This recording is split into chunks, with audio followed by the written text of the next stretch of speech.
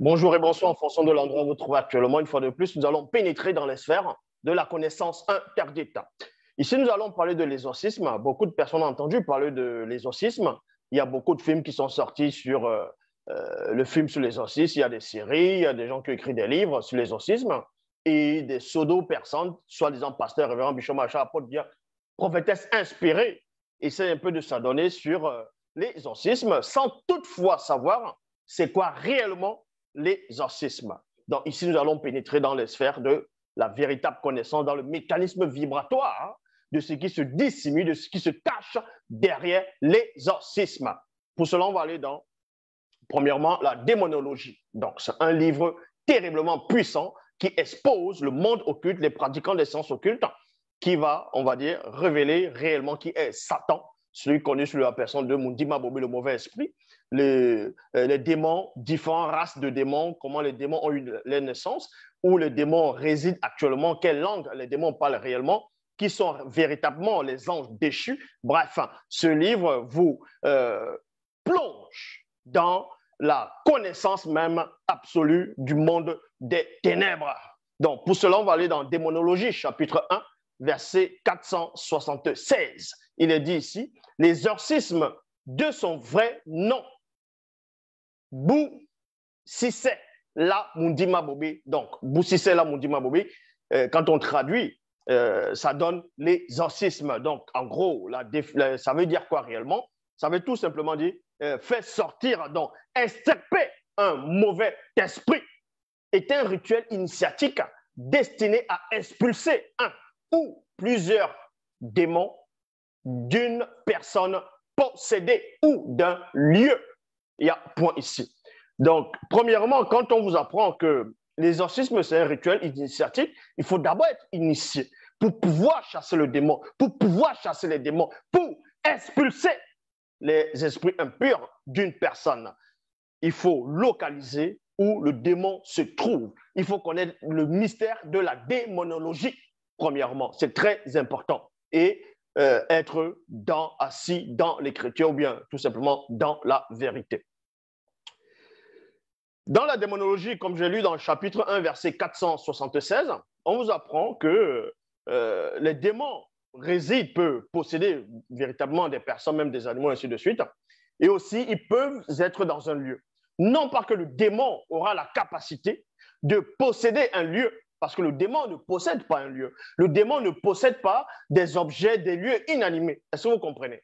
Donc, le démon ne va pas posséder un livre, il ne va pas posséder un arbre, il ne va pas posséder, on va dire, une lumière, une nourriture, ainsi de suite. Mais il peut influencer l'auteur du livre pour écrire les mots inspirés par les démons religieux de haut rang. En cela, pourquoi donc, dans Démonologie, chapitre 1, verset 476, il est dit néanmoins que l'exorcisme de son vrai nom, Boussissé la Mundima Bobé, donc, est un rituel destiné à expulser un ou plusieurs démons d'une personne possédée ou d'un lieu. Le lieu qui va correspondre à quoi réellement? Ce sont des personnes qui sont dans un lieu et le démon va être dans ce lieu-là. C'est en cela où on peut dire une maison hantée. On peut dire une maison hantée parce que non pas que la maison est hantée, c'est des personnes qui sont à l'intérieur de la maison. Ce sont les résidents, ceux qui résident dans cette maison, qui sont possédés. Où ces démons vont suivre ces personnes. On peut aussi les appeler les démons, les esprits familiers. En cela, on va aller dans Tobit, dans Sangabouam, toujours dans la Bible, chapitre 10, au verset 12 à 13, pour vous montrer que les démons peuvent résider dans un lieu uniquement. Il faudrait qu'il y ait une présence humaine. Il faudrait qu'il y ait une présence d'homme, même animal. Dans le verset 12, il est dit ici, cependant, quand tu seras entré dans la chambre nuptiale, dépose un morceau de foie et du cœur du poisson sur la braise dans laquelle on brûle des parfums, afin d'avoir de quoi, c'est-à-dire une bonne odeur dans la pièce. Donc, premièrement, il faut d'abord savoir c'est quoi le démon. Donc, quand le démon possède un endroit, quand il dit posséder un endroit, le démon ne possède pas l'endroit, mais il possède ceux qui vivent dans l'endroit. Et ceux qui ne sont pas initiés, quand ils vont entrer, ils vont sentir, certains pourront sentir l'influence occulte, vont sentir une présence malsaine en pensant que c'est ce lieu qui est tenté. Or, ce n'est pas le lieu qui est tenté, c'est les personnes qui sont à l'intérieur de ce lieu, ou compris les animaux, peu importe, qui seront possédés. On va ressentir la présence de ces démons à travers ces personnes. Et ici, à cette époque, au temps de Sangoabam, donc l'histoire de Tobit, il y a son fils qui qui devait aller chercher ce que son père lui avait demandé. Donc, l'argent qu'il avait remis déjà à l'une de ses connaissances. Donc, en cours de chemin, il va rencontrer un puissant veilleur connu sous la personne de Munganga. Et Munganga va l'accompagner. Donc, son accompagnement, c'était un rituel. Est-ce que vous comprenez? Son voyage était initiatique. Parce que lors de son voyage, il va apprendre des choses. On va l'initier, on va l'introniser dans la connaissance. Et pendant son rituel, pendant son voyage, au moment donné où il a pris la main, en gros, il s'est uni à une très belle femme noire, connue sous la personne de Wonje, qui veut dire princesse ou reine aussi en même temps. Et Munganga va lui dire de prendre un poisson mystérieux, parce que dans ce lieu, dans cette maison, il y avait un démon familier, qui était familier par rapport à cette femme-là, à Wonje. Ce démon familier tuait mystiquement tous ceux qui venaient s'unir à cette femme-là. Ce n'est pas la chambre nuptiale qui était hantée, mais le démon suivait. Il y avait une porte d'entrée par cette fille-là, par Wonje. Donc c'est un esprit familier qui s'est accroché à cette femme-là, à cette belle femme noire. Et Munganga maintenant va lui donner la solution d'expulser ce démon. Donc, d'exorciser cet endroit, ce lieu-là, de faire sortir cet esprit impur. C'est cela où on vous dit ici, cependant, quand tu seras entré dans la chambre nuptiale, dépose un morceau de foie et du poisson, et du cœur du poisson sur la braise dans laquelle on brûle des parfums, afin d'avoir une bonne odeur dans la pièce. Parce que le démon, quand il est là, il a une mauvaise odeur. Ceux qui ne sont pas initiés ne peuvent pas sentir l'odeur du démon. C'est l'odeur du péché, c'est l'odeur de la chute, l'odeur de l'anti-vérité, tout simplement. Une odeur s'en dégagera qui fera fuir le démon dès qu'il la sentira. On ne le verra plus jamais rôder autour d'elle. Vous voyez, rôder autour d'elle. Parce que ce démon, partout où elle allait, c'est-à-dire elle pouvait aller au marché, elle pouvait aller soit au champ, faire des travaux, le démon rôdait toujours autour d'elle parce que c'est ce qu'on appelle un esprit familier, un esprit qui te colle, un esprit qui te suit. Ici, on va expulser ce démon. C'est d'abord l'une des premières phases de pouvoir avoir la capacité de chasser un démon dans un lieu qui a possédé des personnes qui sont dans ce lieu.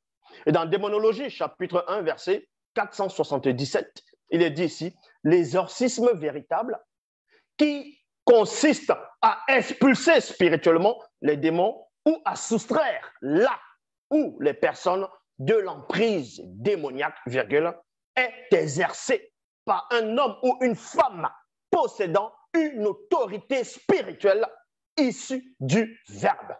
Ce qui veut dire que ce qu'on essaie de vous montrer dans les films, que ce soit les films d'horreur, les films épouvantes, ainsi de suite, l'exorcisme, où on va parler peut-être la poupée d'Annabelle, on va parler l'exorcisme d'Émilie Rose, il y a plusieurs exorcismes qui sont sortis.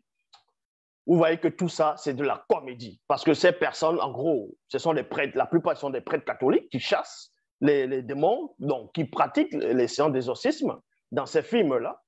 Et les prêtres catholiques n'ont aucun pouvoir spirituel parce qu'ils ne sont pas assis dans les Écritures. Ils ne connaissent pas la vérité. Ils ne marchent pas selon le Verbe. Donc, ils n'ont pas le pouvoir. Même ce qu'on va vous montrer en Afrique, on va voir un Munganga, bon, ce qu'eux vont appeler Munganga, les guérisseurs là-bas en Afrique, ou un chaman en fonction des endroits. Ils vont dire qu'ils vont faire des séances d'exorcisme, ils vont essayer de filmer cela. On montre même ça au Sénégal, on montre cela au Maroc, un peu partout. Comment ils essaient d'expulser un démon, la personne, en fonction de la tribu, D'autres personnes nous diront que cette femme ou bien cet homme est possédé par un esprit de djinn, c'est-à-dire un djinn, un démon djinn. Et tout ça, c'est faux, c'est de la comédie, parce que ces personnes n'ont pas la capacité d'expulser un démon. Pour pouvoir expulser le démon, il faut que tu sois d'abord dans la vérité, parce que le démon sait qui c'est qui est dans la vérité. Tu ne peux pas te permettre de ne pas être dans la vérité et avoir le pouvoir ou la capacité d'expulser un démon. Cela ne se peut. Donc, quand vous lisez même dans les Bibles classiques, on vous dit au nom de Jésus, les soi-disant pasteurs vont dire au nom de Jésus, chasse les démons. Il dit, je te chasse Satan, je t'envoie dans les lieux arides.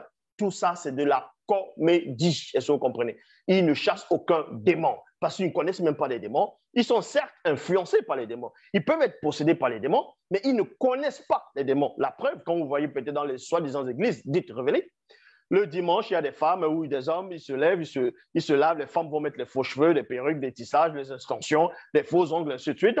Elles vont aller à l'église.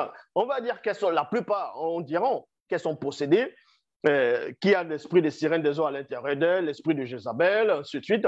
Et soi-disant, ils vont faire la comédie de montrer comment ils sont en train d'expulser le démon, mais jamais vous allez entendre la voix du démon.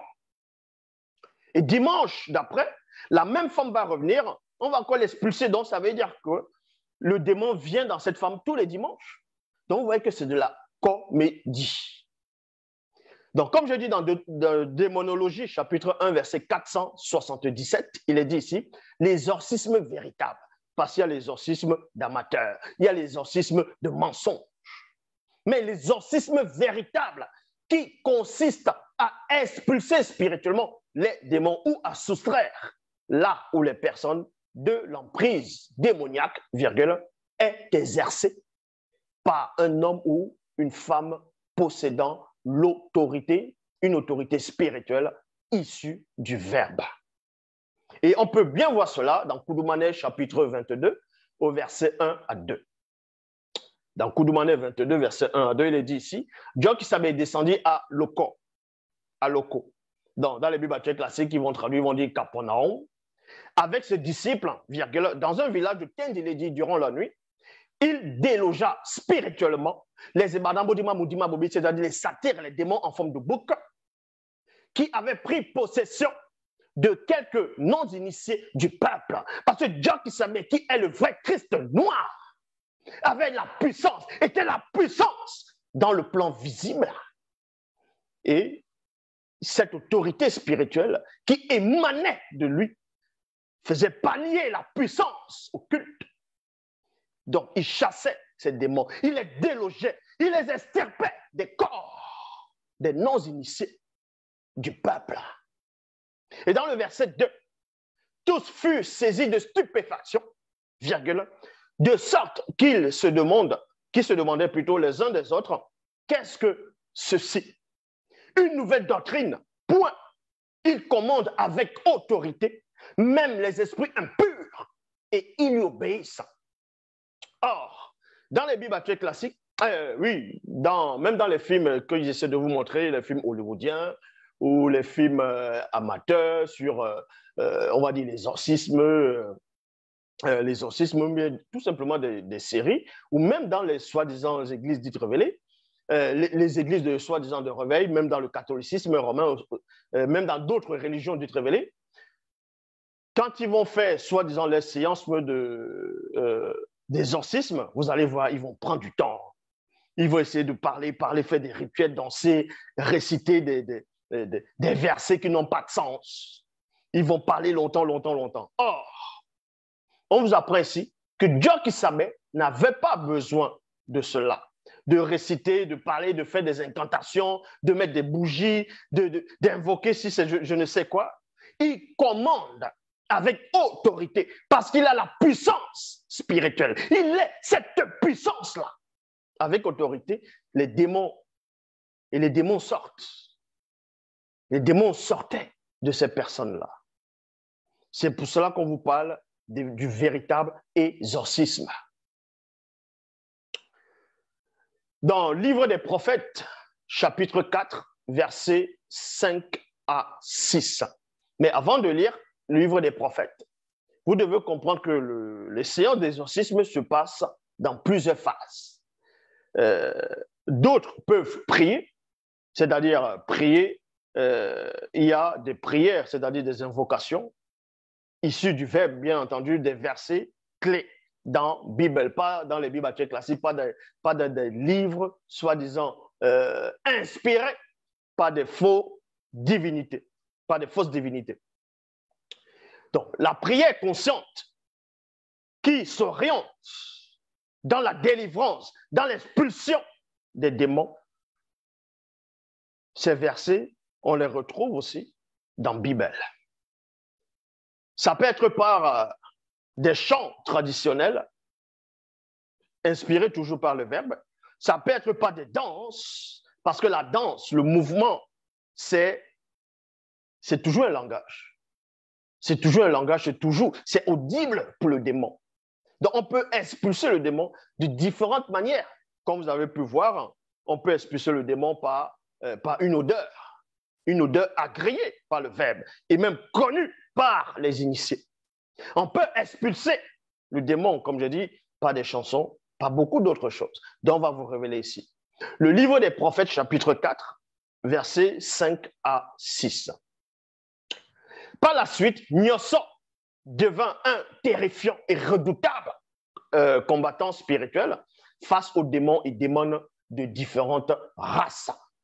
Il expulsa de nombreux donc les satyres, les démons en forme de bouc, des corps de plusieurs noms d'initiés qui, ayant obtenu la grâce, virgule, ainsi que plusieurs Minguma Madiba, donc les sirènes des eaux, des corps de nombreuses femmes non initiées qui, ayant elles aussi obtenu la grâce.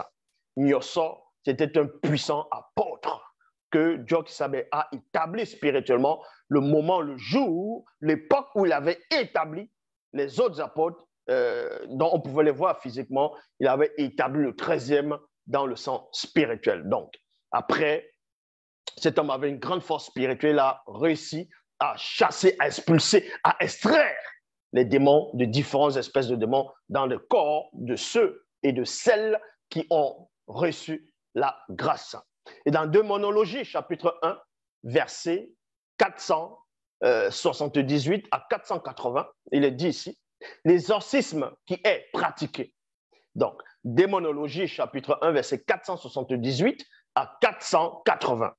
L'exorcisme qui est pratiqué par le catholicisme ou par les autres religions est en réalité une imposture inspirée par les démons religieux de haut rang. C'est du bluff. Donc, si vous voyez dans un pays, dans un lieu, un croyant, une croyance, une sorte de, on va dire, ils vont dire spiritualité, où ils sont en train de faire des cérémonies, des séances d'exorcisme, de chasser le démon, et vous allez voir, la personne va commencer à peut-être à se tourner, à tourner, et la femme va tourner les rangs, va dire, tiens, c'est la sirène des eaux qui est là-dedans. Tout ça, c'est de la comédie. Est-ce que vous comprenez? C'est de la comédie. On va vous expliquer comment ça se passe dans le monde occulte lors de la séance d'exorcisme. Lors de la séance d'exorcisme, si quelqu'un est là, qui a la capacité de chasser le démon, parce qu'il marche selon le verbe, il a reçu le mandat pour pouvoir expulser les forces occultes. Si vous, quelqu'un d'autre est dans la pièce, les gens vont venir avec les téléphones portables, Android, ainsi de suite, ils vont se, entre guillemets, filmer les séances d'exorcisme. Alors que ces personnes ne sont même pas pures, ces personnes ne sont pas propres, ces personnes ne sont pas, ne marchent pas dans leur sainteté. Et comment dans une pièce on est en train d'expulser un démon, ou bien plusieurs démons, toi qui es là, qui n'as pas la protection du grand ordre des choses, tu vas assister à cette séance-là. Mais tu penses que si le démon il sort, il va aller où? Il va entrer en toi directement. Le démon entrera en toi directement. C'est pour ça que quand Djokisabé qui est le grand maître, dans le Mouledi, quand il expulse un démon, donc quand il fait sortir le démon, même s'il y a les non-initiés à côté, même s'il y a des gens qui ne sont pas dans le verbe à côté, qui sont en train de voir, Dieu qui savait d'abord, il ne permettra pas que ce démon puisse sortir et entrer dans ces personnes. Est-ce que vous comprenez? C'est la différence entre celui qui est la vérité et les charlatans, les rigolos. Vous pensez qu'un démon, vous allez chasser un démon. On est en train de filmer une séance d'exorcisme. Le démon, il va vous obéir, il sort sans posséder, sans entrer dans un corps des personnes qui sont dans la pièce, alors que ces personnes ne sont pas protégées. Vous pensez que ça se passe comment? Donc, toutes ces choses, c'est du charlatanisme. Donc, on vous apprend ici l'exorcisme qui est pratiqué dans le catholicisme ou par toute autre religion est en réalité une imposture inspirée par les démons religieux de haut rang. Aucun fidèle, entre parenthèses, croyant, pratiquant d'une religion, y compris des traditionalistes, fétichistes, quiconque dans le monde, virgule, quel que soit son rang, ne peut expulser un ou plusieurs démons d'une personne ou d'un lieu. Est-ce que vous comprenez? Donc, quand on montre dans vos soi-disant Bibles actuelles classiques que Jésus a chassé les démons, ça c'est faux. C'est l'histoire de Dieu qui savait, qu'ils ont récupéré, ils ont mis dans les canons, ils ont changé le lieu de naissance, ils ont changé le nom, ils ont changé la couleur. Ils ont dit, on va l'appeler Yahushua, Yeshua, Hamashia, le Hamashi, Yeshua, n'importe quoi. Donc, aucun homme sur cette terre, quel que soit son rang, quelle que soit sa religion, quelles que soient les idées qu'il peut avoir, quand tu n'es pas dans le verbe, quand le verbe de l'Oba ne t'a pas mandaté, tu n'as pas la capacité, tu n'as pas la force spirituelle, tu n'as même pas la volonté, tu n'as pas la puissance d'expulser un seul démon ou plusieurs d'une personne. Est-ce que vous comprenez? Parce que déjà, il faut connaître le langage du démon. Il faut connaître, je dis bien, le langage du démon. Je répète, il faut connaître le langage du démon. Vous pensez que vous êtes là, aux États-Unis, vous parlez peut-être anglais, vous voulez faire une séance d'exorcisme, vous vous mettez à chasser le démon en anglais. Mais le démon, il s'en tape de ta langue. Mais il s'en tape de ce que tu dis. Ta parole déjà, l'anglais d'abord, c'est une anomalie. Donc, dans ta propre langue où tu t'exprimes, c'est une anomalie. Parce que la langue, c'est un code. Est-ce que vous comprenez? Dans la langue originelle qui est le douala ancien, il y a des codes dedans. Quand tu utilises ces codes-là, c'est là où le démon, il comprend. Ça devient une arme. Et le démon, il sort. Vous allez les voir dans les fausses églises. Ils sont là en français. Oh, je te chasse, Satan. Je te lis. Je t'envoie dans les lieux arides. Oh, je chasse le démon de la prostitution. Je chasse le démon de l'adultère. Je chasse le démon de la masturbation. Ils sont là. On est en train de les filmer, le spectacle. Donc, le démon, il va fuir. Mais vous pensez que les démons, c'est quoi? C'est les petits enfants. C'est les dessins animés. Le démon, déjà, vous parlez avec des langues du péché, de l'anomalie. Admettons que vous voulez peut-être expulser un démon avec peut-être la langue française ou anglaise ou peu importe la langue. Il faudrait déjà que vous soyez pleinement dans le verbe et que le verbe puisse introduire la puissance dans vos mots, dans vos phrases, dans cette langue-là, afin que le démon puisse voir le code, puisse voir comment on a introduit la substance, la puissance dans cette langue-là, pour pouvoir l'extraire.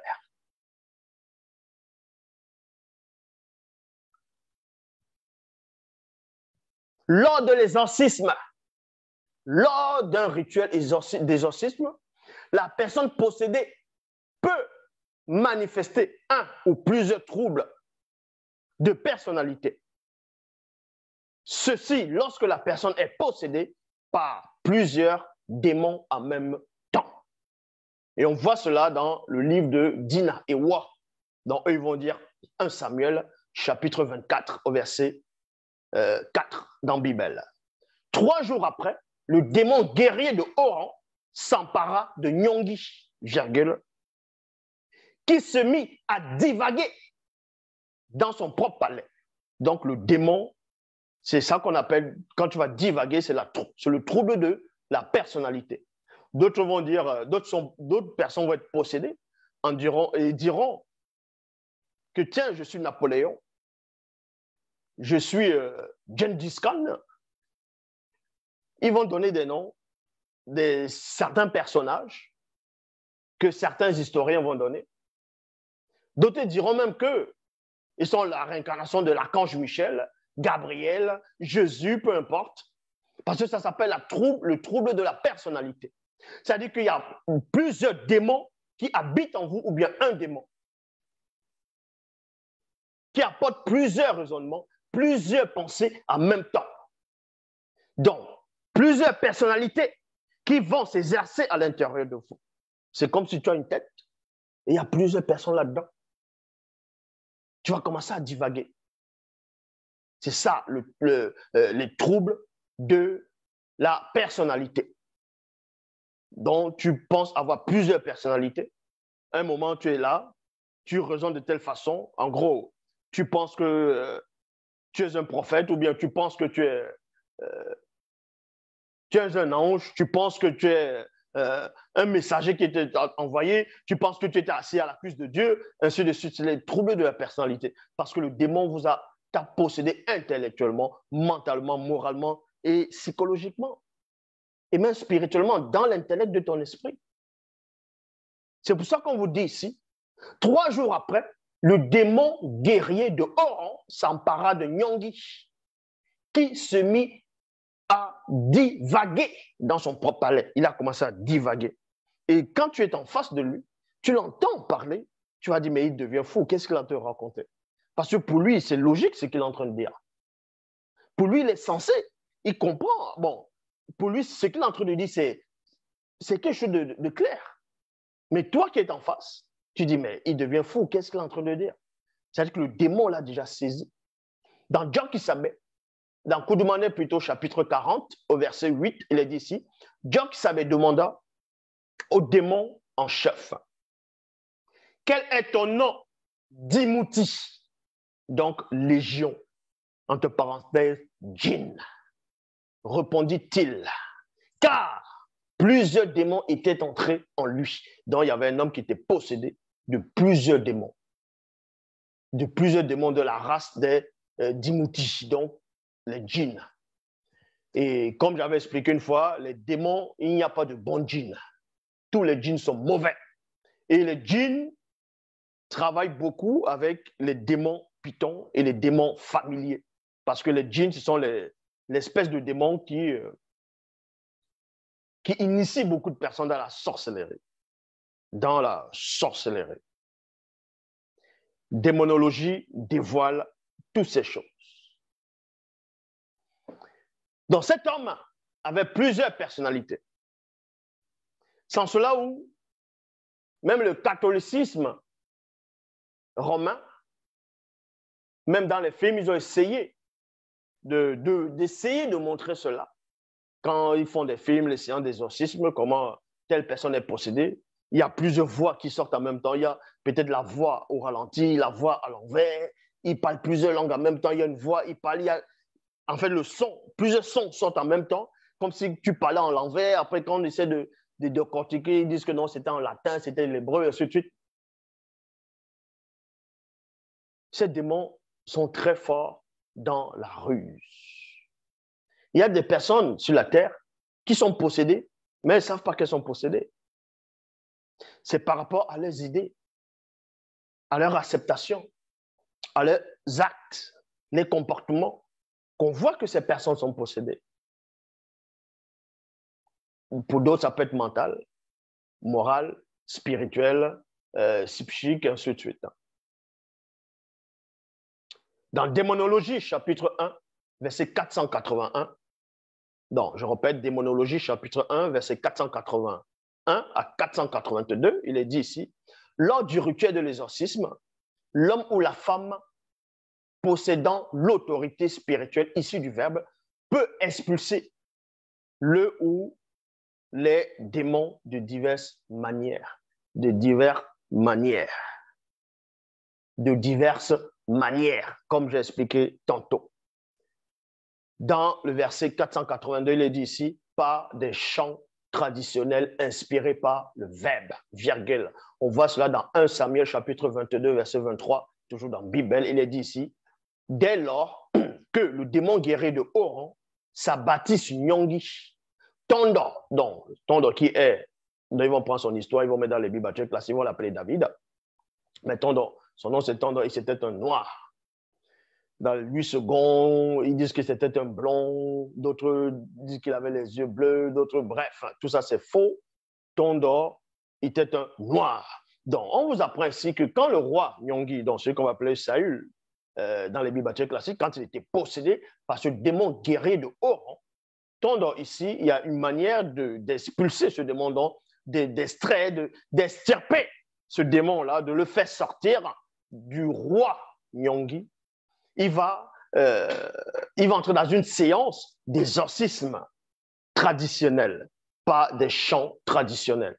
Et ces chants traditionnels sont alimentés par le Verbe. Et dans ces chants, il y a des codes dedans, il y a des formules. C'est une arme terrifiante. C'est une arme. Et c'est ce que j'ai essayé de montrer une fois dans les dessins animés comme ce qu'ils appellent les Chevaliers du Zodiaque, où il y a un des chevaliers, je crois, une espèce de chevalier. Il prend soit la lyre, il est en train de, voilà, il est en train de chanter, et quand il chante, fiou, les cordes viennent, ça te met à te serrer.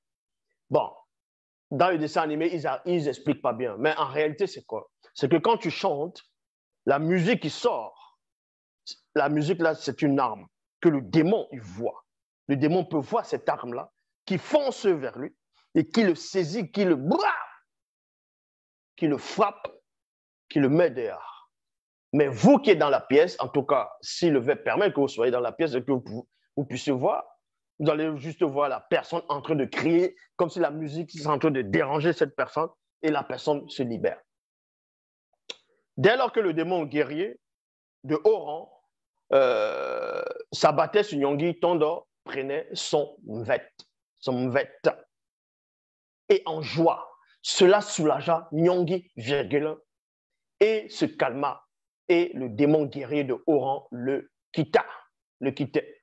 Démonologie, chapitre 1, verset 483. Par un combat spirituel, c'est-à-dire on peut aussi chasser le démon par un combat spirituel. Parce que tout dépend du démon. Tous les démons n'ont pas la même force, n'ont pas la même puissance, ni la même connaissance. Parce qu'il y a des démons que tu pourras chasser dans des champs traditionnels en fonction des espèces de démons, en fonction du degré de puissance du démon, de la race même du démon. D'autres, c'est dans un combat spirituel.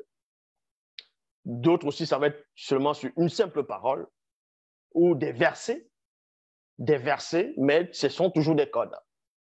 Dans 1 Roi, chapitre 15, versets 20 à 22, là, on parle ici du combat spirituel, toujours dans la Bible.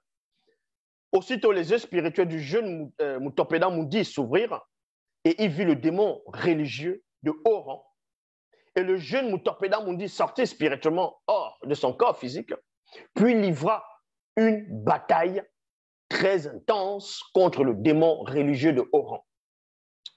Ainsi, le jeune Mutopeda Mundi, donc prophète, remporta la victoire et déposséda le vieux prophète. Pendant les séances d'exorcisme, tout dépend de la personne qui a été possédée. Je répète, l'exorcisme peut peut-être durer en fonction de la personne qui a été possédée, de la manière comment la personne a été possédée et dans quelle dimension le démon ou les démons se trouvent dans la personne. N'oubliez pas que l'homme a trois dimensions. La dimension spirituelle dans le corps spirituel, la dimension astrale dans le corps astral, à l'âme, la dimension visible physique dans le corps physique et la conscience du visible. Tout dépend où le démon entre, dans quel lieu le démon il entre. C'est en fonction, dis bien, en fonction des personnes qui peuvent peut-être expulser les démons. Tous n'ont pas la même capacité. Ne vont pas utiliser les mêmes armes, les mêmes tactiques pour expulser tel ou tel autre démon de différentes espèces.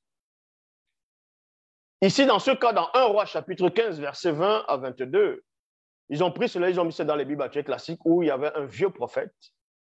Et le soi-disant, il y avait Adonai Jéhovah Elohim a envoyé un jeune prophète pour avertir, a envoyé un jeune prophète. Ce jeune prophète est venu parler à un roi. Et le roi voulait saisir le prophète, la main du roi a séché. Et on avait donné la recommandation à ce jeune prophète de ne pas s'arrêter, c'est-à-dire de ne rien prendre là-bas, manger ou se boire, bref, qui continue sa route, il fait ce qu'il a fait et il rentre.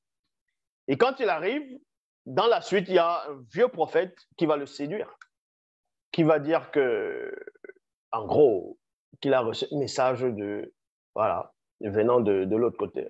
Et le jeune prophète l'a cru. Oh, le vieux prophète mentait. Et à cause de la faute, à cause de la désobéissance de ce jeune prophète, il y a un lion qui l'a tué en route. Ça, c'est ce qu'ils ont mis dans les Bibles classiques. Or, la vraie histoire, ce n'est pas ça. La vraie histoire, c'est quoi? C'est que ce vieux prophète, c'est la vraie histoire, c'est dans la Bible, le vieux prophète était possédé. Il était possédé. Et le jeune prophète a obéi à la loi du Verbe, a obéi aux lois, aux commandements. Il n'a pas été tué par un lion dans la vraie version. C'est pour cela que quand il a vu le vieux prophète en train de lui mentir, le jeune prophète, c'est-à-dire quand le vieux prophète a commencé à mentir au jeune prophète, le jeune prophète, ses yeux spirituels se sont ouverts. Et quand ses yeux spirituels se sont ouverts, il a vu le démon guerrier de haut rang qui était dans ce vieux prophète corrompu. Et donc, du coup, dans le verset 21, on vous dit ici, le jeune prophète sortit spirituellement de son corps physique. Parce que le démon guerrier de haut rang, c'est-à-dire le démon religieux de haut rang, qui avait pris possession du vieux prophète, c'était pas n'importe quel démon. Déjà un. Et vu que ce vieux prophète, même s'il était corrompu, il était quand même un prophète. Il a été néanmoins un prophète. Donc, quand le démon réussit à le corrompre, à entrer en lui, c'est une maison de luxe pour le démon. Le démon, il ne veut pas sortir. Et quand maintenant ce prophète, ce vieux prophète, pense que les paroles qu'il est en train de dire, ce sont ses paroles, comment il va accepter qu'on lui dise le contraire? C'est pour cela que, face à cette espèce d'exorcisme, ce jeune prophète va sortir spirituellement de son corps physique et va livrer une bataille directement face à ce démon. Donc, c'est pour ça que je dis qu'il y a plusieurs façons d'expulser des démons. Dans Démonologie, chapitre 1, verset 484, par une odeur. Donc, ça veut dire qu'on peut aussi chasser le démon par une odeur, mais pas n'importe quelle odeur. Ça ne veut pas dire que tu vas prendre l'œuf pourri, tu balances, c'est une odeur, et ça va chasser le démon. La plupart des catholiques, ils vont prendre l'encens qu'ils font là, ils disent que ça chasse les mauvaises odeurs, tout ça c'est faux. Cet encens-là, ce sont des rituels occultes pour que les démons puissent posséder les gens qui sont dans la pièce. Est-ce que vous comprenez? L'encens qu'ils utilisent là dans les religions dites révélées, dans les trucs, les huiles qu'ils vont mettre, ce genre de choses, avec des odeurs bizarres, des parfums bizarres, ils vont vous dire non, c'est pour chasser les mauvais esprits, c'est pour les expulser, tout ça c'est faux. C'est pour vous préparer. Donc en gros, ces odeurs nauséabondes sont là pour ouvrir une brèche, pour ouvrir une porte à l'intérieur de vous. Parce que l'homme a plusieurs portes. Il y a les portes de la vue, en fonction de ce que tu peux voir. Si tu vois le démon, il te voit, il entre. Donc, tu peux ouvrir des portes d'entrée par les yeux, donc le démon, il va entrer par là. Tu peux il peut y avoir les portes d'entrée par lui, donc tu écoutes, c'est une porte d'entrée. Par rapport à tes propos blasphématoires, le mensonge, ainsi de suite, le démon, il entre là. Il y a aussi maintenant l'odeur, en fonction des odeurs, puisque l'odeur, c'est quoi? L'odeur, c'est une présence. Si vous ne savez pas, l'odeur, c'est la présence de quelque chose. Ça peut être, on peut prendre un parfum parce qu'on a pris quelques feuilles d'arbres, des fleurs, ainsi de suite. On va concocter une potion pour faire un parfum. Mais quand le parfum va se dégager dans la pièce, tu vas sentir, tu vas dire, ah non, ce parfum me dit quelque chose. Il y a peut-être l'extrait de cet arbre parce que c'est la présence de cet arbre qui est là. Comme je dis, le parfum, l'odeur, c'est une présence. Mais quand tu l'excrément, si peut-être vous voyez l'excrément, bon, si vous ne voyez pas l'excrément, si vous sentez l'odeur d'un excrément, vous allez dire, ah, ça sent mauvais, ça sent l'excrément. C'est-à-dire que même si vous ne voyez pas l'excrément, c'est la présence de l'excrément. C'est l'excrément, c'est sa présence, c'est l'aura c'est l'aura de l'excrément. Donc, l'odeur, c'est une présence. C'est-à-dire que l'encens, toutes ces choses, il y a des odeurs qui sont travaillées pour ouvrir telle ou telle porte. Il y a même des odeurs de séduction où quelqu'un peut mettre une femme peut mettre un parfum et passe à côté de toi, tu respires ça, tu es comme envoûté, tu as juste envie de l'attraper. Vice-versa. Ça existe. Ça existe. Et oui, ça existe. Donc, ce qu'ils font dans les rituels, là, le parfum, l'huile, ils vont dire l'huile d'onction, l'huile d'olive, l'huile ceci. Non, tout ça sont des rituels pour ouvrir des portes, pour que le démon puisse vous posséder. Parce que les véritables odeurs qui expulsent le démon doivent être concoctées par un initié ou un initié en chef consacré sous la direction d'une entité du grand ordre des choses. Dans Tobit, chapitre 10, versets 12 à 13. Cependant, quand tu seras entré dans la chambre nuptiale, comme j'ai déjà lu ça déjà, dépose un morceau de foie et du cœur du poisson sur la braise dans laquelle on brûle des parfums, afin d'avoir une odeur, une bonne odeur dans la pièce. Maintenant, les gens vont dire, c'est quoi ce poisson? Ce n'est pas du maquereau, ce n'est pas du bar, ce n'est pas du fléton, ce n'est pas du merlu, ce n'est pas de la dorade, ce n'est pas du poisson-chat, c'est pas, bref, c'est pas du thon, c'est pas de la sardine, c'est pas des poissons dont vous connaissez, c'est un poisson mystérieux. Il doit demeurer mystérieux. Une odeur s'en dégagera qui fera fuir le démon dès qu'il la sentira. On ne le verra plus jamais rôder autour d'elle. Et oui, c'est ça cette odeur. Dans Tobit, chapitre 12, verset 6, il est dit, l'odeur qui s'en dégageait repoussa le démon. Il s'enfuit à travers les airs c'est-à-dire jusqu'à Djenné, en Ouassepongo, donc Afrique du Nord. Le démon a fui à cet endroit. Il n'est plus jamais revenu parce que cette odeur, c'était une arme. Cette odeur, c'était une arme terrifiante. Quand il a senti cela, la douleur que le démon a ressentie. Parce que en même temps, comme je dis, l'odeur, c'est une présence. Le démon a senti la présence de quelque chose. Du poisson mystérieux.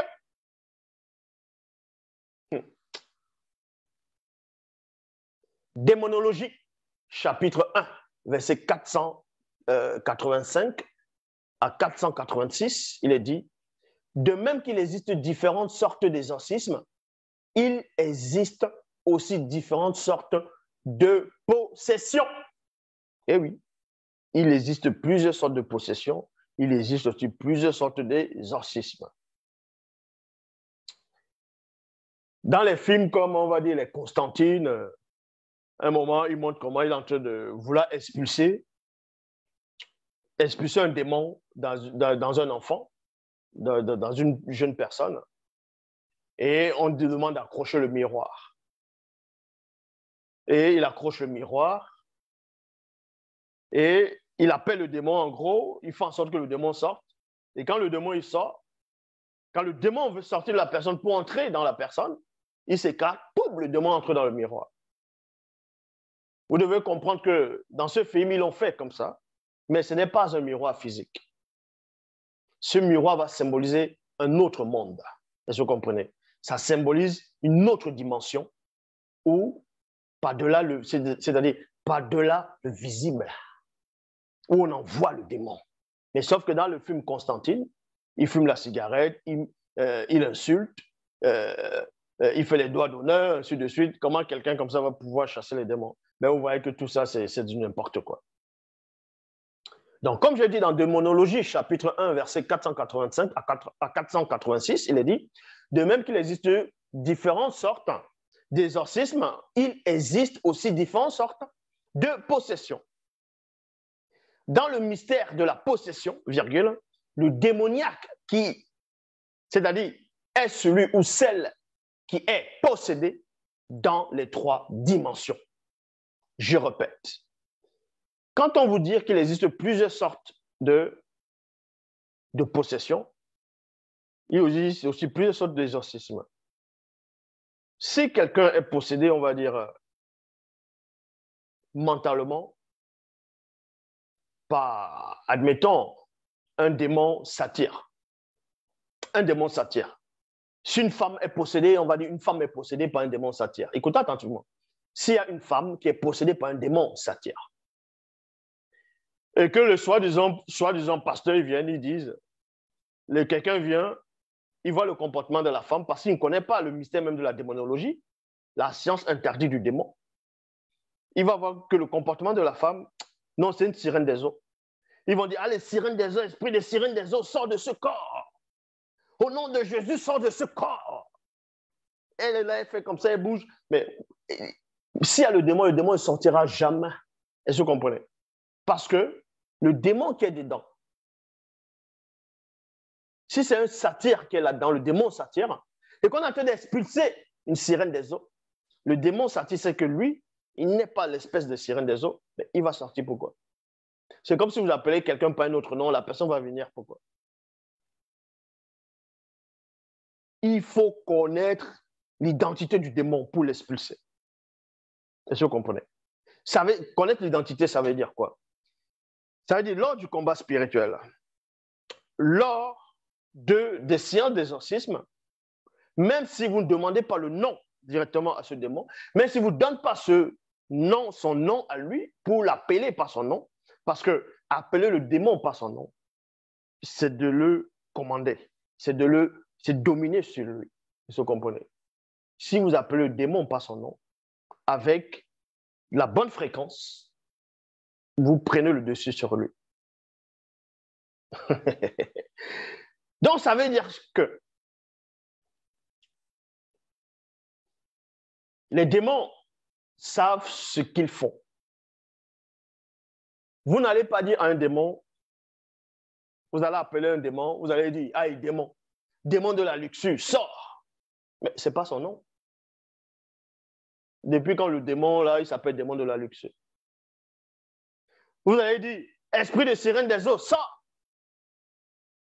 Vous appelez quelle sirène des eaux? Parce que dans vos têtes, là, vous pensez que les sirènes des eaux, c'est forcément les esprits mi-homme, c'est-à-dire mi-femme, mi-poisson. Il existe différentes espèces de sirènes des eaux. Même avant que les sirènes des eaux puissent perdre les corps physiques, quand elles avaient encore des corps physiques, toutes les sirènes des eaux n'étaient pas de la même espèce. Il y a les sirènes des eaux déserts, qu'on va appeler Mingu Mangor, dans les sirènes des airs. C'est pour ça qu'on dit sirène des eaux. Parce que quand on dit sirène des eaux, il y a aussi sirène des.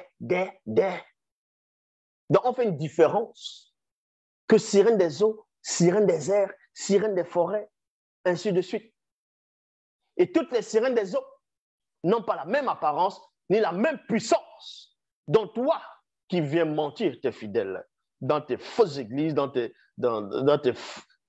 séances macabres d'exorcisme, quand tu dis telle femme, elle est possédée par les sirènes des eaux, tu fais allusion à quelle sirène des eaux? Le nom de cette sirène-là, c'est quoi? Quelle est l'espèce de cette sirène-là? Décris cette sirène. Donc, ça veut dire que quand vous êtes dans la vérité et que vous êtes en train de chasser un démon, le verbe vous donne l'information, premièrement, qu'il y a tel démon là-dedans. Même si on ne vous donne pas le nom de ce démon, mais on va donner des formules dans les phrases que vous allez utiliser. Et dans ces formules, dans les mots, quand vous allez peut-être prendre un verset, vous allez peut-être dire « Au nom de Dieu qui s'appelle ». Parce que le nom de Dieu qui s'appelle est Mundi, est esprit. Donc le fait de dire « Au nom de Dieu qui s'appelle », quand le démon va entendre « Dieu qui s'appelle », vous pensez que vous avez seulement dit Dieu qui s'appelle, vu que c'est un nom vivant. Ce nom va prononcer le nom du démon. Et là, vous n'allez pas pénétrer cela. Donc, il y a plusieurs degrés, comme j'ai dit, de possession et d'exorcisme. Dans le mystère de la possession, virgule, le démoniaque, on peut te posséder mentalement, l'autre intellectuellement, l'autre moralement, l'autre psychiquement, l'autre spirituellement. Bref, il y a plusieurs. Il y a des gens qui peuvent être possédés temporairement pour telle chose, mais ordinairement, les gens sont possédés, hein, tout simplement. Le fait de ne pas être dans le verbe, tu es déjà possédé. Ça, c'est une certitude. Tu es déjà possédé. Même toi qui es là, qui met derrière le pouce en bas, tu es possédé. Le fait de mettre le pouce en bas, tu es possédé déjà. Le fait de dire que Zulula, c'est un usurpateur, tu es possédé. Tu n'es pas avec celui qui est en face. Tu es déjà possédé. Donc, maintenant, il existe plusieurs étapes de possession. Mais l'une des possessions les plus effrayantes, les plus pires, c'est au moment où la personne qui est possédée reçoit un nom de démoniaque. Dans le mystère de la possession, virgule, le démoniaque est celui ou celle qui est possédé dans les 3 dimensions, esprit, âme et corps. On va voir déjà un petit exemple par rapport au roi Nyongi, dans ce qu'on appelle Saül, dans les Bibles actuelles classiques. Lui, il était possédé par un démon religieux de haut rang. On va vous expliquer comment ça se passe. Le démon l'avait certes possédé, mais il n'était pas un véritable démoniaque. Ce n'est pas parce que le démon l'a possédé qu'il est devenu un démoniaque. Il y a cette différence-là.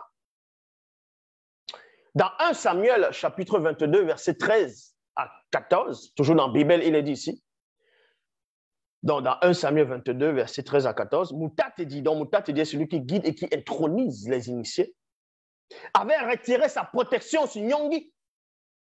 Et voici qu'un démon guerrier de haut rang le posséda intellectuellement, mentalement et physiquement.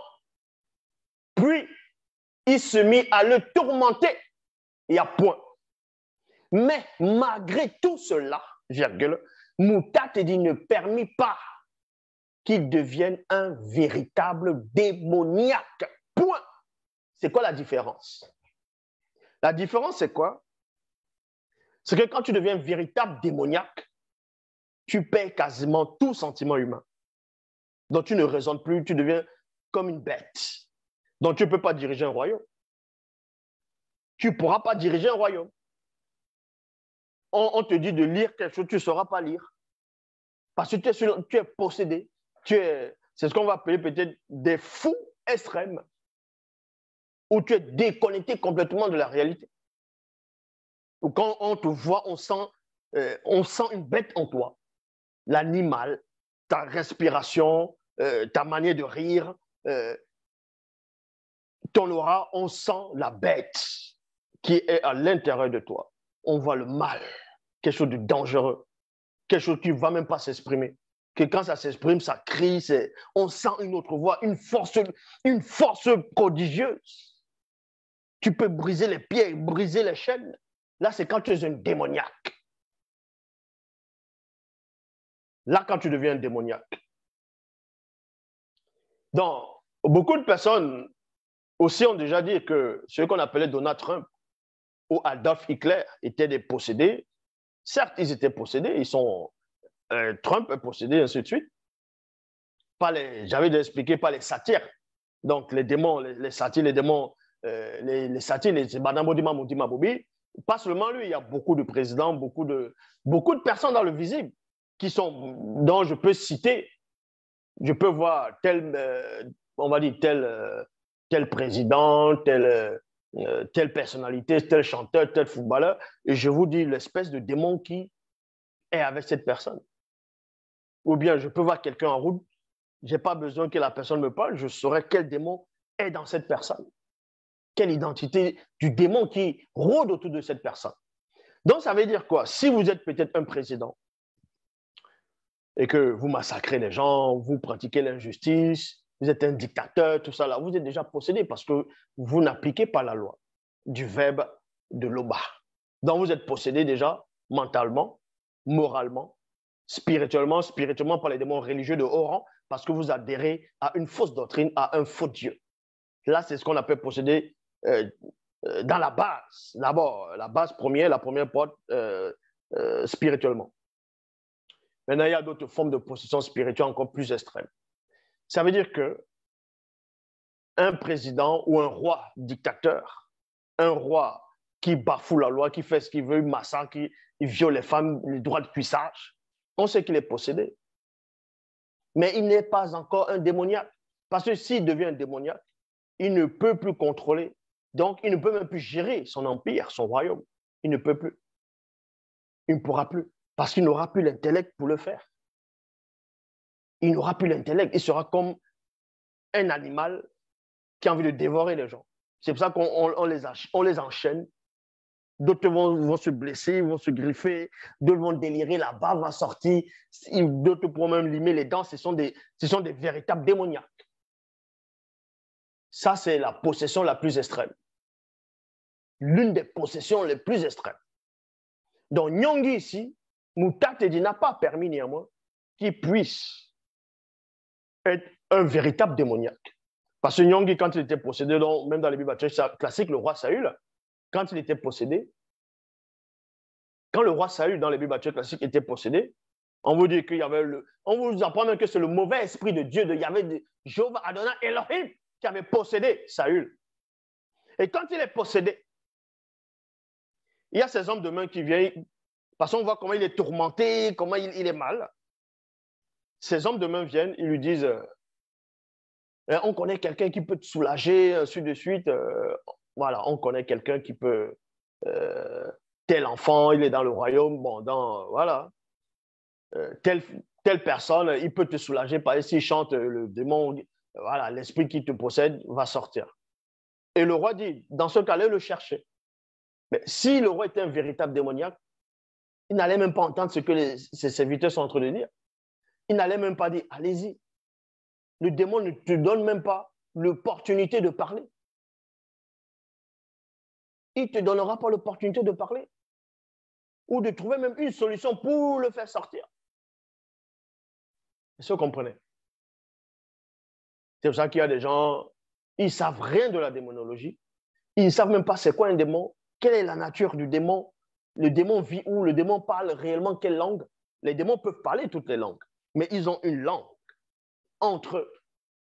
Dans le monde des démons, entre eux, ils parlent une seule langue. Hein. Ils ne parlent pas l'anglais, ils ne parlent pas le français, ils ne parlent pas l'araméen, ils ne parlent pas l'hébreu, ils ne parlent pas le grec, ils ne parlent pas le latin, ils ne parlent pas l'espagnol, ils ne parlent pas l'allemand, ainsi de suite. Non, ils ont une langue.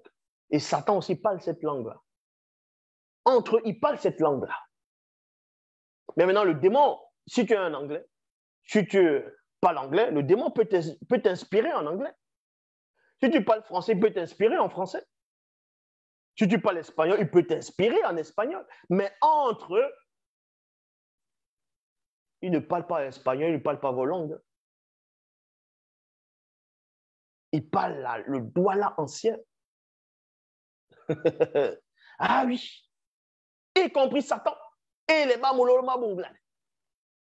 Donc, qu'est-ce que vous racontez?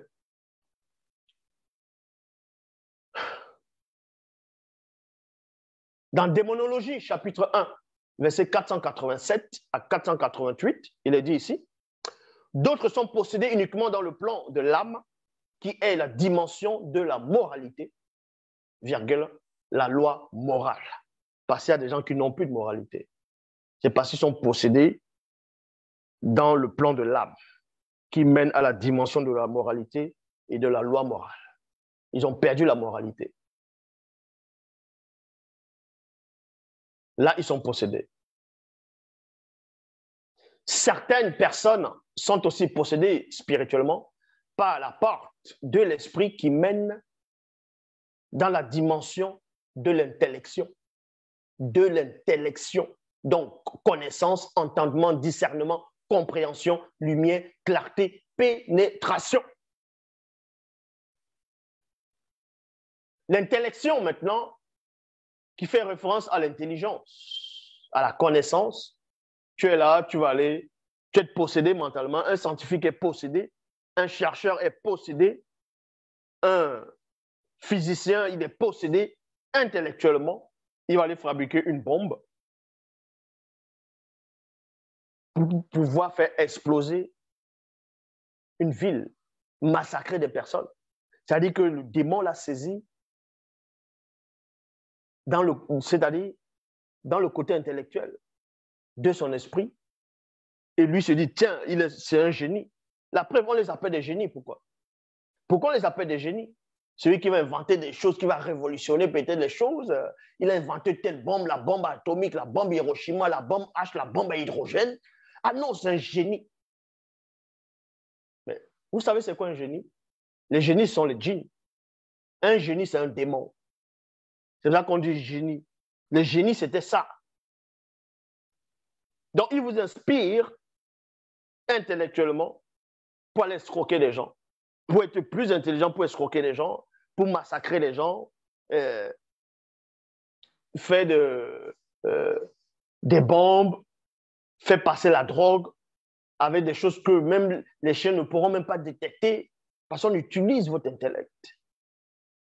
Ça, c'est une autre forme de possession. Donc, il faut connaître ces choses-là. Il y a même des gens qui vont tromper les femmes, ils vont avoir des vies bizarres. Dès que la femme pleure, elle veut partir ou bien faire les trucs, le gars vient, il compose la femme. Parce que c'est un menteur, il a déjà accepté la nature du mensonge, il est alimenté par le mensonge. Et dans ce mensonge, il cherche encore, il veut être meilleur dans le mensonge, il est possédé. Il dit à la fille, hé bébé, tu sais que c'est toi, non? Il parle à la fille, il parle à la fille, il parle à la fille. La fille reste comme ça, elle dit, oui, c'est vrai. Même si la fille sait qu'il est en te mentir, la fille va quand même croire parce qu'il a une manière de parler, c'est-à-dire il t'envoûte. Il y a plusieurs façons de posséder. Et par rapport à ça, on va dans Juge, chapitre 17, verset 1, toujours dans la Bible. Il y avait dans la région montagneuse de Benemouna un homme connu sous le nom de Méné, qui fut possédé intellectuellement par les forces occultes. Juge, chapitre 17, au verset 4. Sa mère fut également possédée intellectuellement par les forces occultes. Donc, on va prendre l'exemple de quelqu'un comme Trump. C'est quelqu'un, il est raciste, arrogant, fier, il aime voir les gens souffrir, tout ça, il veut montrer qu'il est, voilà, il aime la chair, le plaisir, toutes ces choses-là. Lui, il est possédé par les ébandans, donc les démons s'attirent. Et aussi avec les sirènes des eaux. Et il y a aussi quelques démons guerriers qui l'inspirent et religieux. Mais ce n'est pas un démoniaque. Parce que s'il était un démoniaque, il ne pouvait même pas tenir un discours. Un meeting, il ne pourra pas tenir un meeting. Donc, il faut connaître ces choses-là avant de vous aventurer comme des aventuriers, des pauvres arrivistes. Ils sont là, ils se lèvent le matin, ils brossent les dents, ils se lavent, ils mangent des beignets haricots, ou ils mangent le bacon là-bas, aux États-Unis avec la saucisse, il boit son jus de fruits, ou les donuts, les bagels. Après, il va à l'église. Il est là. Oh, je te chasse, Satan. Je te chasse. In the name of Jesus. Ils sont là, ils sont en train de... Voilà ce qu'ils font. Alors qu'ils savent en eux-mêmes qu'ils sont rien du tout. Tu es là, tu invoques le démon. Mais tu connais ce démon? Tu le connais d'où? Tu as déjà vu ce démon? Tu dis Jésus. On vous a dit, ce n'est pas son nom, là. Ce n'est pas ce nom. Et en plus, il n'existe même pas. Dans Démonologie, chapitre 1, verset 489, il est dit, dans le but d'introduire les fausses visions et les fausses doctrines envoyées par les démons religieux de haut rang. Ça veut dire que, d'abord, dans le 488, il est dit, certaines personnes sont aussi possédées spirituellement par la porte de l'esprit qui mène dans la dimension de l'intellection, donc connaissance, entendement, discernement, compréhension, lumière, clarté, pénétration. Et le verset 489 dit, dans le but d'introduire les fausses visions et les fausses doctrines envoyées par les démons religieux de haut rang. Les démons travaillent beaucoup entre eux. Il y a certaines espèces de démons qui travaillent plus avec d'autres espèces. Les démons comme les Ebandambodima Mdima Bobé, donc les démons satires, les démons en forme de bouc, travaillent beaucoup avec les Menguma Madiba, donc avec les sirènes des eaux. Les démons comme les djinns dans Dimouti travaillent beaucoup avec les démons familiers et les démons reptiliens, de la race des démons python. Parce qu'il existe plusieurs espèces de démons reptiliens, dans des reptiles. Il existe plusieurs. Et déjà, je tiens déjà à vous dire, parce qu'il y a des gens qui disent qu'il y a des démons sur la terre en tant qu'hommes, c'est-à-dire physiquement, qui sont dissimulés, que si on ouvre la peau, on va voir la peau des lézards, tout ça là. Ça, c'est faux. Donc, les démons, vous devez savoir une chose, comme je dis, il y a plusieurs espèces de démons. Et tous les démons ne remplissent pas les mêmes fonctions. Dans le domaine de, on va dire, l'armement, les guerres, les lois, la politique, le gouvernement, les religions, les dites révélées, les spiritualités, toutes ces choses, de ceux qui ne sont pas assis dans l'écriture, les démons qui vont agir, qui vont les inspirer, c'est les démons religieux de haut rang et les démons guerriers qui agissent avec ces personnes. Et ensuite, maintenant, viennent certains démons après. Dans ce qu'on appelle les religions, les croyances des hommes, des gens dans le visible, des soi-disant religions dites révélées, ce sont les démons religieux qui sont derrière, qui les inspirent, d'écrire des livres, les soi-disant livres inspirés, qui les font croire un soi-disant enfer, au purgatoire, à plein de choses, au monde des morts, des revenants, ainsi de suite, à plein de choses. Et ensuite, ils vont convertir certaines personnes par force, donc ils vont établir les peines de mort au nom de leur croyance, de leur Dieu. C'est là où les démons guerriers entrent en jeu avec les démons religieux. Et ensuite, il y a d'autres démons qui peuvent aussi venir parce qu'ils vont forcer les femmes, d'autres peuvent forcer les femmes, ils vont prôner la polygamie, forcer les femmes, faire les droits de cuissage, avoir des harems. Ce sont les démons, les satyres qui viennent maintenant. Il y a plusieurs espèces. Dans le monde de la politique, c'est toujours les démons religieux de haut rang. Les démons religieux, on peut aussi les appeler les démons scientifiques ou les démons savants. Mais c'est les démons religieux qui inspirent les hommes à fabriquer des bombes pour aller massacrer, à fabriquer les armes pour aller tuer, à fabriquer des choses du poison pour aller détruire des gens, des personnes, a fait voter des lois qui vont contre la loi naturelle, des lois abominables. Ça sont les démons religieux qui les inspirent. Et maintenant, en fonction des lois qui vont contre la nature, il y a certaines catégories de démons qui vont se plaire dans cette loi-là.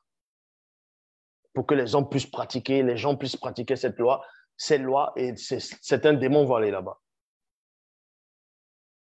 Est-ce que vous comprenez? Donc,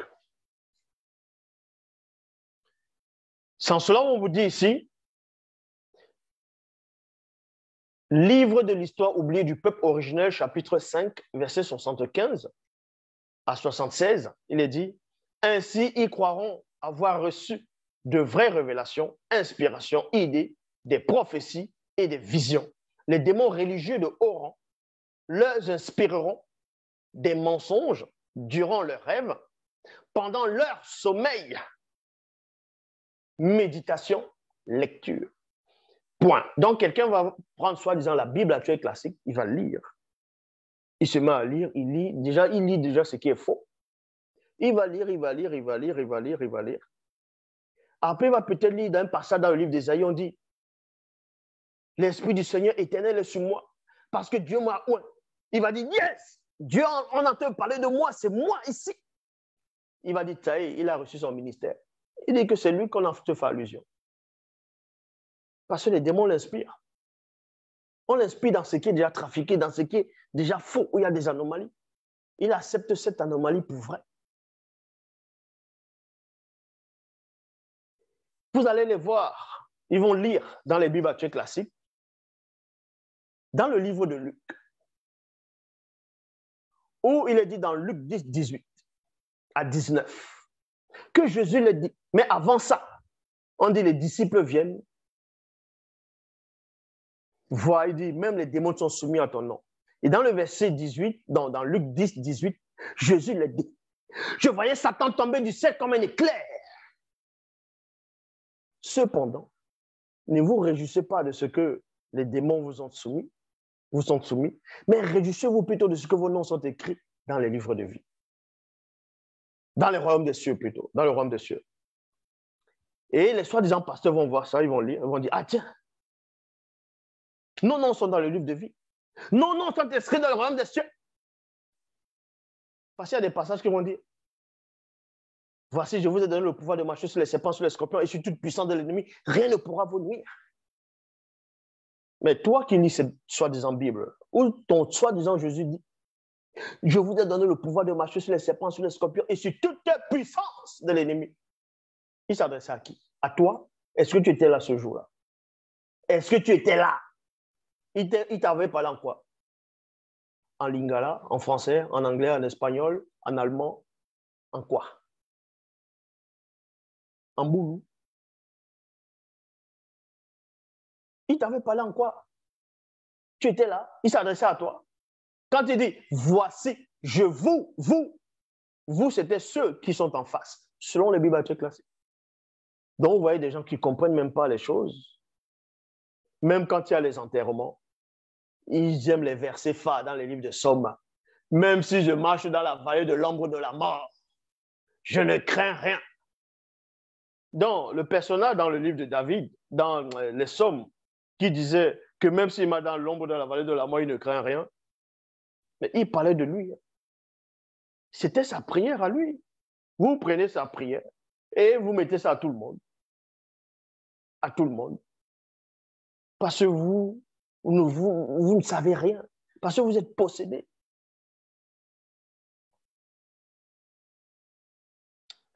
Démonologie, chapitre 1, verset 490 à 491. Il est dit ici la possession la plus violente. Entre parenthèses, terrifiante, dangereuse et épouvantable, virgule, est la possession des trois êtres dans les trois plans. La dimension spirituelle, esprit, astral, âme, et visible qui est aussi le physique, corps. Cette possession, Cette sorte de possession se nomme un démoniaque. Se nomme un démoniaque. Et on voit ça. Dans Koudoumane, chapitre 40, au verset 7, il est dit, dans Koudoumane 40, au verset 7, car Dieu qui savait, commanda aux donc les sortir les démons en forme de bouc, de sortir de cet homme dont il s'était emparé depuis longtemps. On le gardait lié de chaînes et de fer aux pieds, virgule, mais il rompait les liens et il était enchaîné par le démon. Non, il était entraîné par les démons dans les forêts. Vous voyez, c'était un démoniaque qui avait une force. Ils sont là dans les fausses églises, ils font les soi-disant délivrances, les soi-disant délivrances. Ils sont là, ils arrêtent la personne, ils mettent la main là pour pousser la personne derrière. On sait, pour faire la personne perd l'équilibre en disant qu'elle est possédée. Il y a déjà une ambiance, il y a une musique, tout ça là, on joue déjà dans le subchic de la femme, de la personne. Vous dites que la personne est démoniaque et possédée, et le démon ne se lève pas pour vous bastonner. Alors vous allez dire, ah, c'est votre Jésus qui empêche le démon de vous toucher. N'importe quoi. Cette personne ici, on enchaînait cette personne. Parce qu'à un moment donné, le démoniaque qui doit dormir. Ce n'est pas le démon qui dort. Mais à un moment, le corps, ça se fatigue. Le corps a besoin du repos, c'est ainsi. Donc, la personne peut dormir, mais les démons ou le démon qui est à l'intérieur ne dort pas. Lui, il est dans une autre dimension, dans le corps de la personne. Et le démon, il voit les choses. Donc, le démon peut être dans quelqu'un. Vous dormez, mais le démon est en train de vous voir. Vous pensez qu'il a besoin de vos yeux pour vous voir? La vue, c'est quoi? La vue, ce n'est pas seulement là, pour le corps. Hein. Faites attention. Sentir aussi, c'est voir.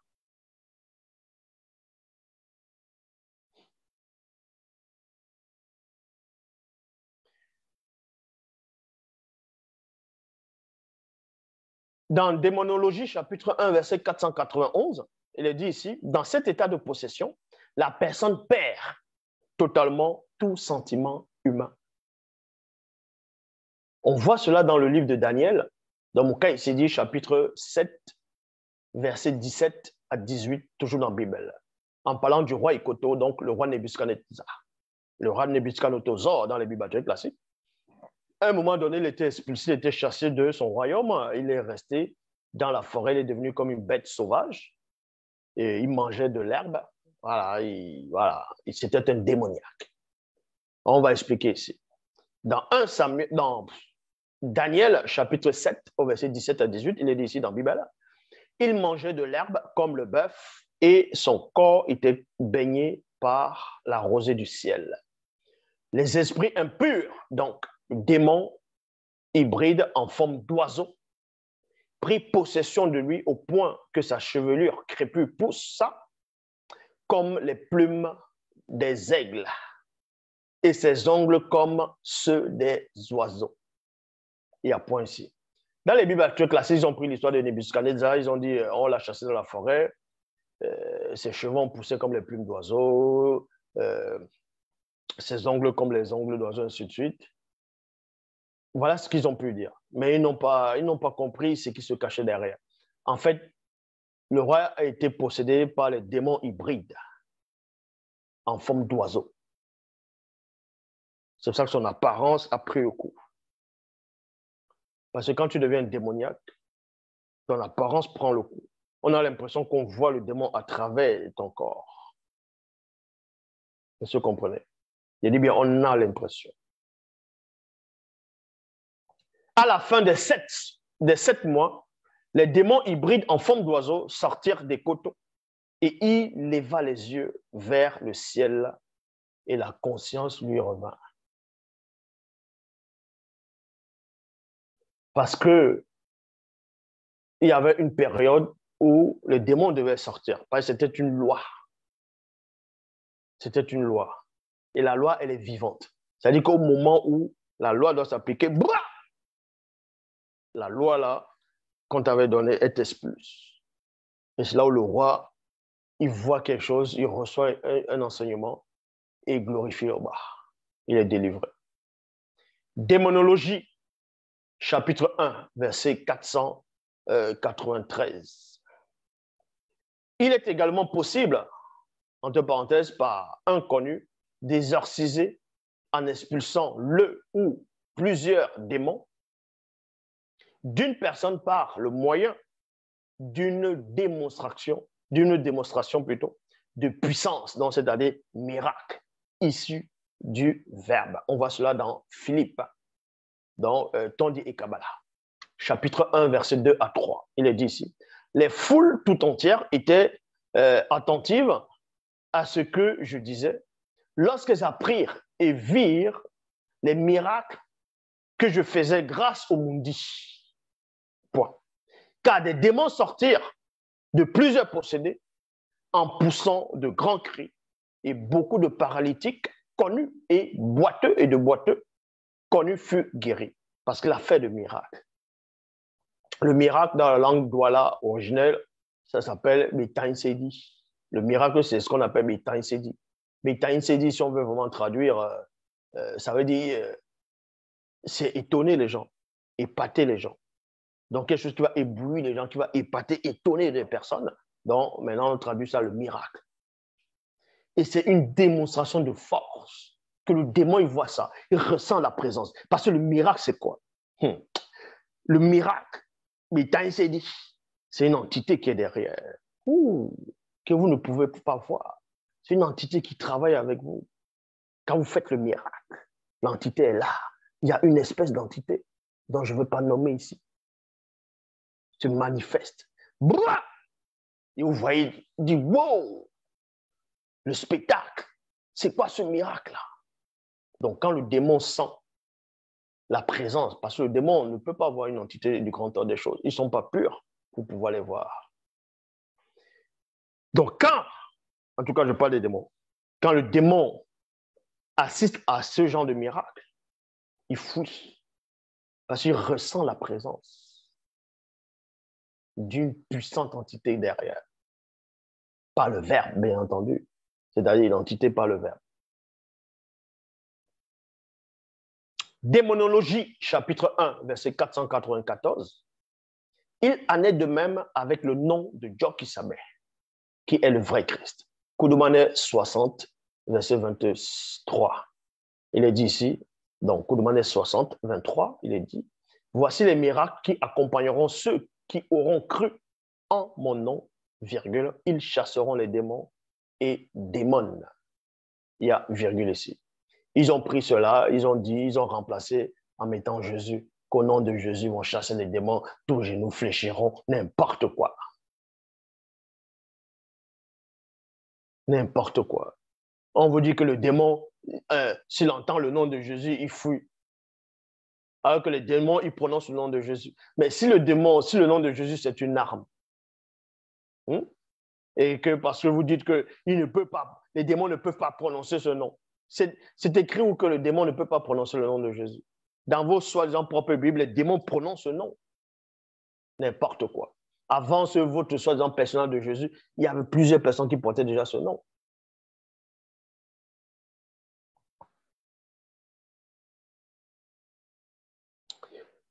Livre des prophètes, chapitre 4, au verset 7, il est dit, un jour, pendant que Nyosso expulsa les démons au nom de Djokisabé, donc ce qu'ils vont appeler Pierre, Képha, Pétro, Lakisabé, ce qu'ils vont appeler Johanna, Jean, et Mounanganda, ce qu'ils vont appeler Jack, le virent et fut stupéfait. Donc, ça veut dire que pendant que Nyosso est en train d'expulser les démons au nom de Djokisabé, avec une démonstration, une puissance. Parce que pour chasser, tu ne vas pas juste utiliser le nom de Djokisabé. Au nom de Djokisabé, tu chasses le démon. Non. Il faut être dans la fréquence du nom. Est-ce que vous comprenez? Il faut être dans la fréquence du nom. Et si tu n'es pas dans la fréquence du nom, tu vas juste prononcer le nom. Et le démon, ça ne lui fait rien. Il faut être dans la fréquence du nom. Parce que le nom est vivant. C'est comme si vous avez une arme et cette arme est programmée uniquement pour vos empreintes. Si une autre personne vient toucher cette arme, il n'y a pas les empreintes, n'est pas programmé dans la mémoire de l'arme. Vos empreintes ne sont pas compatibles. Tu auras beau tirer, rien ne se passera, ça ne sortira pas. Vous comprenez? C'est pour ça que quand vous acceptez Dieu qui s'appelle, sa parole, la parole que je donne ici, le nom, il entre en vous. Et le nom, c'est en même temps, c'est le verbe. C'est le verbe qui entre, mais qui devient une arme. Il faut être compatible. Il faut avoir la fréquence.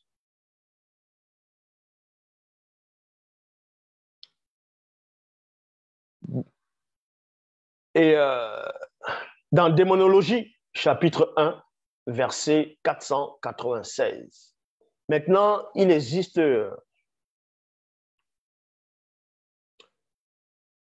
une sorte d'exorcisme qui est vraiment très, je dis bien très, très, très rare. Terriblement très rare. C'est l'exorcisme qui permet d'expulser un démon par soi-même, c'est-à-dire par la personne elle-même. Ça, c'est quelque chose de très rare. Par la personne elle-même. C'est-à-dire vous êtes possédé. À un moment donné, vous-même, vous faites sortir ce démon à l'intérieur de vous. Quelle que soit la puissance du démon. Ceci par un acte, par une émotion issue d'un grand sentiment d'amour véritable. On voit ça dans Démonologie, chapitre 1, verset 496. Il est dit, lors d'une séance d'exorcisme, les démons peuvent aussi être expulsés par une émotion issue d'un grand sentiment d'amour véritable. Il y a point. On voit cela dans Koudoumane, chapitre 56, au verset 3 à 6. Oui, Koudoumane 56, verset 3 à 6, il est dit, alors les yeux spirituels de Soma, dont dans les Bibles classiques, on dit c'est lui le traître, il est mort, ainsi de suite, mais ça c'est les faux, les torchons là-bas. Or, dans la vraie version, Soma, il ne s'est pas pendu. C'était même pas un traître. Il était... Alors, les yeux spirituels de Soma s'ouvrirent et il vit les démons de la richesse visible qui étaient en lui. Donc, corps physique, c'est-à-dire corps visible. Il se remémora de l'amour que Dieu avait pour lui et pour les autres apôtres, virgule, et des moments qu'il avait partagés tous ensemble. Et à l'instant même, Soma poussa deux grands cris en disant « Tété, tété !» Au même instant, les démons de la richesse visible sortirent aussitôt de lui. Pourquoi le démon sort? Alors que Soma ici était possédé par les démons de la richesse visible. Parce que Dieu Sabé avait mis un code dans l'esprit de Soma. Il dit, quand tu vas entendre le coq mystérieux, c'est-à-dire l'heure du passage, l'heure de passage. C'est-à-dire que l'heure de passage va temporairement séparer l'influence du démon, bref, toujours à l'intérieur de toi, de ton esprit, donc sans toucher ton esprit, dont la capacité à ton esprit. Mais pour cela, il faut auparavant que ton esprit soit dans la parole, soit dans la vérité. Sinon, ton esprit ne pourra à aucun moment expulser un démon. C'est ce qu'ils ont essayé de faire dans un film. Quoi, c'est Conjuring, ou c'est Conjuring, des films d'études de possession. Où à un moment, il y a une maman qui est une femme mariée et qui a des enfants et un mari. Elle est possédée par un esprit. L'esprit l'a vraiment possédée. Elle devenait déjà comme un démoniaque, son apparence changeait ainsi de suite. Mais avant ça, il y avait une scène dans le film. Il y avait une scène dans le film, il y avait des exorcistes dans la famille, je crois, le couple Warren. C'est un couple qui, voilà, qui vient souvent voir les gens qui sont possédés, fait des séances pour les faire sortir dans des exorcistes. Et la femme posait la question à cette femme qui allait être possédée après.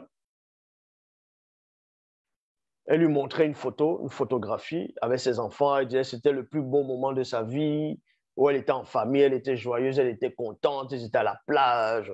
Au moment où elle était possédée, elle était vraiment possédée, tout son dessin d'exorcisme ne pouvait plus rien, parce qu'elle devenait un terrible, un démoniaque, elle voulait déjà tuer les gens. Son apparence changeait déjà.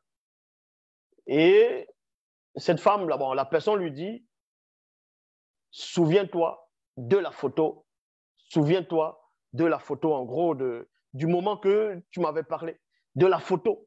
Maintenant, cette démoniaque, elle commence à te souvenir de comment elle était avec sa famille, elle était joyeuse, elle rigolait, c'était un acte d'amour. Et c'est là où ouah, le démon a réussi à fuir. Vous voyez, on sait où ils ont piqué ce genre de choses. Mais si tu n'es pas assis dans l'écriture, donc si tu n'es pas dans la vérité, si ton esprit n'est pas dans la vérité, du verbe de Loba, que le démon est en toi, que tu as un acte d'amour, que tu as une pensée d'amour, que tu as une émotion issue d'un grand sentiment qui n'est pas du verbe, le démon il ne sortira jamais. Vous comprenez? Dans ces films-là qu'ils font, ça c'est pour blaser les gens. Ils mettent une sorte de vérité et ils remplissent le mensonge dedans pour que les gens croient à tout de n'importe quoi. Donc des personnes qui peuvent être possédées, tu peux être possédé par rapport à ton intellect, par rapport à ton corps, il veut toucher ton âme, c'est-à-dire on veut prendre possession de ton âme pour t'attacher. Parce que si on prend ton âme, il t'attache rituellement, donc mystiquement, c'est-à-dire tu perds contrôle de tes mouvements, tu perds contrôle de tes facultés. Et ensuite, il t'emprisonne spirituellement et c'est fini. Tu deviens comme un légume. Allez, tu deviens une marionnette, un démoniaque, allez, tu es utilisé, tu perds la raison, c'est fini. Donc, quand tu es dans la parole et que ton esprit est dans la vérité, admettons qu'on arrive à prendre ton âme, et bon, ton corps physique, la conscience de ton corps, on arrive à prendre le niveau de l'âme, la conscience de l'âme, au moment où on va prendre l'esprit qui est dans la vérité dont le verbe n'acceptera pas. Parce qu'on ne peut pas attacher le verbe. Donc, ton esprit va se déployer, va utiliser. Il suffit en ce moment que tu te remémores tout simplement de l'amour, du verbe que le verbe a pour toi, l'amour que tu as pu partager avec celui qui est en face, avec l'amour de l'écriture, de l'écrit véritable. Et cela, ça va donner l'énergie à ton esprit, une puissance. Le démon, il va, quel que soit le démon, il va fuir. Donc voilà le mystère de l'exorcisme. Donc, tous ces films dont on parle de l'exorcisme, les commentaires, tous ces genres de choses, tout ça, c'est faux. N'acceptez pas ces genres de choses. Voici Bible, où on vous révèle, démonologie, où on vous révèle tout ce qui se passe dans le monde occulte, les différentes façons de possession, tout est là-dedans, reconnaître les véritables, bref, l'hierarchie des démons, comment ça se produit, bref, on vous donne tout. Les différentes espèces de démons, les naissances, comment les démons sont dans l'endroit où ils se trouvent, le royaume de Satan, comment tout s'opère, l'organisation occulte qui se produit dans le monde, le plan secret de Satan, la peur, les plus grandes peurs des démons. On vous révèle tout là-dedans. Vous allez dans les éditions zlula100.com. Loba se glorifie toujours.